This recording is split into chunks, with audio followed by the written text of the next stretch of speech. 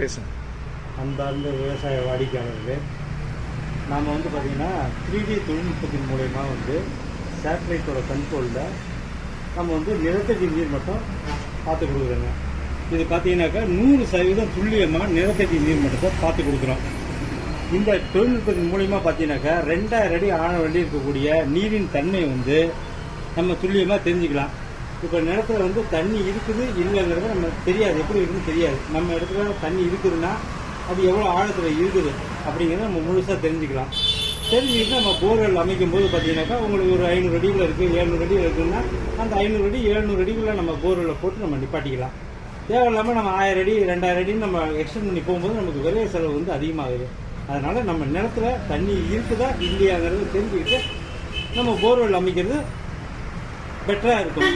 அது இல்லாமல் இந்த தொழில்நுட்பத்தில் பார்த்தீங்கன்னாக்கா ஃபுல் அண்ட் ஃபுல் எல்லாம் சேட்டலைட் கண்ட்ரோலில் ஃபுல்லாக அனலைஸ் பண்ணி நம்ம சொல்லிடுவோம், துல்லியமாக சொல்லிடுவோம். ப்ளஸ் 100% கேரண்டியும் கொடுத்துருவோம்.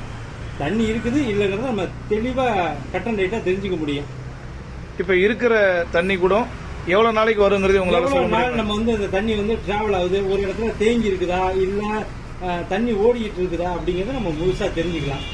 தண்ணி நல்லா தேங்கி இருக்குன்னா நம்ம அந்த போர்வெல் அந்த இடத்துல போடுறத நம்ம டோட்டலாக நிப்பாட்டிக்கலாம். ஏன்னா தேங்கின தண்ணி மட்டும் தான் அந்த இடத்துல நம்ம போர்வெல் பண்ணும்போது வரும்.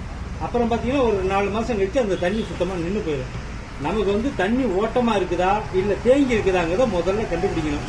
தண்ணி தேங்கி இருந்தால் போரே போட வேண்டாம். தண்ணி நல்லா ஓட்டமாக இருக்குது, இந்த ஓட்டம் நமக்கு ஒரு கிட்டத்தட்ட பார்த்தீங்கன்னா ஒரு 4 வருடம் 5 வருட காலம் நமக்கு ஓடுறதுக்கு பாசிபிள் இருக்குன்னாக்கா அது எவ்வளோ பாசிபிள் இருக்குங்கிறத முழுசாக தெரிஞ்சுக்கலாம். அதே சமயத்தில் அந்த தண்ணி உப்பு தண்ணியா நல்ல தண்ணியா எவ்வளோ சால்ட் அதில் கலந்துருக்குங்கிறதையும் துல்லியமாக இதிலே தெரிஞ்சுக்கலாம். அது எவ்வளோ ஆழத்தில் நம்ம ஓடுறதுங்கிறதையும் நம்ம துல்லியமாக தெரிஞ்சுக்கலாம். தேவைக்கேற்ப தேவையான ஆழத்தை மட்டும் போட்டுக்கலாம். ஒருவேளை நம்ம லேண்டில் நிலப்பரப்புல சுத்தமாக தண்ணியே இல்லை, எல்லாமே ஈரமண்ணு மட்டும்தான் வரும், தண்ணி வராது அப்படின்னா அது விவசாயத்துக்கு நம்ம உகந்ததா இல்லைன்னு கூட நம்ம ஸ்டாப் பண்ணிக்கலாம். தேவையில்லாமல் நம்ம 1 லட்சம் 2 லட்சம் போட்டு விரைய செலவாக ஏற்படுத்துறத நம்ம பண்ணாமல் தடுக்கலாம்.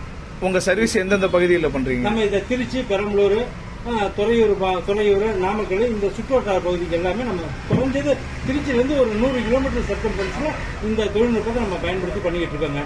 இப்போ சமீபம் பார்த்தீங்கன்னா திண்டுக்கல் மாவட்டமும் ஃபுல்லாக நம்ம பண்ணிக்கிட்டு இருக்கோம்.